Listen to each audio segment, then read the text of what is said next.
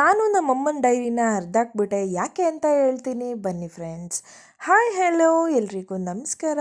ಎಲ್ಲರೂ ಹೇಗಿದ್ದೀರಾ? ಎಲ್ಲರೂ ಚೆನ್ನಾಗಿದ್ದೀರಾ ಅಂತ ಭಾವಿಸ್ತಾ ಇವತ್ತು ನಾವು ನಮ್ಮ ವಿಡಿಯೋನ ಸ್ಟಾರ್ಟ್ ಮಾಡ್ತಾ ಇದ್ದೀನಿ. ಬನ್ನಿ ಫ್ರೆಂಡ್ಸ್. ಮೊದಲಿಗೆ ತುಂಬ ದಿವಸ ಆಯಿತು ವಿಡಿಯೋ ಮಾಡಿ. ಯಾಕೆ ಅಂತ ಅಂದರೆ ನಮ್ಮಮ್ಮಂಗೆ ಹುಷಾರಿರಲಿಲ್ಲ, ಹಾಗೆ ನನಗೂ ಕೂಡ ಹುಷಾರಿರಲಿಲ್ಲ. ಇಬ್ಬರೂ 1 ಮಂತಿಂದ ಹುಷಾರಿಲ್ದಂಗಾಗಿ ಈಗ ಹುಷಾರಾದಮೇಲೆ ವಿಡಿಯೋ ಮಾಡ್ತಾಯಿದ್ದೀವಿ. ಈಗ ಎಲ್ಲನೂ ಓಕೆ ಆಗಿದೆ. ನಾನು ಯಾಕೆ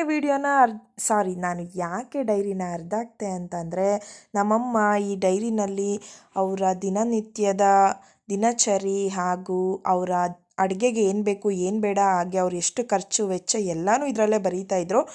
ಅದನ್ನು ನಿನ್ನೆ ನೈಟ್ ಅವರು ಬರೆದು ಇಲ್ಲಿ ಇಟ್ಟಿದ್ರು. ನಾನು ಬೆಳಗ್ಗೆನೇ ಎದ್ದು ಬಂದ ತಕ್ಷಣ ಅದನ್ನು ನೋಡಿದ್ಮೇಲೆ ಅದನ್ನು ಯಾಕೋ ಎತ್ಕೋಬೇಕು ಅಂತ ಅನ್ನಿಸ್ತು.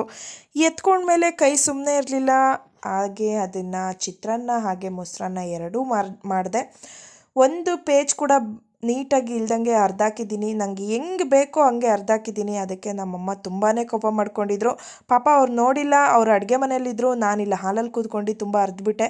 ಆಮೇಲೆ ಬಂದು ನೋಡಿದ್ರು ಫ್ರೆಂಡ್ಸ್. ಸಾರಿ ಮಮ್ಮ,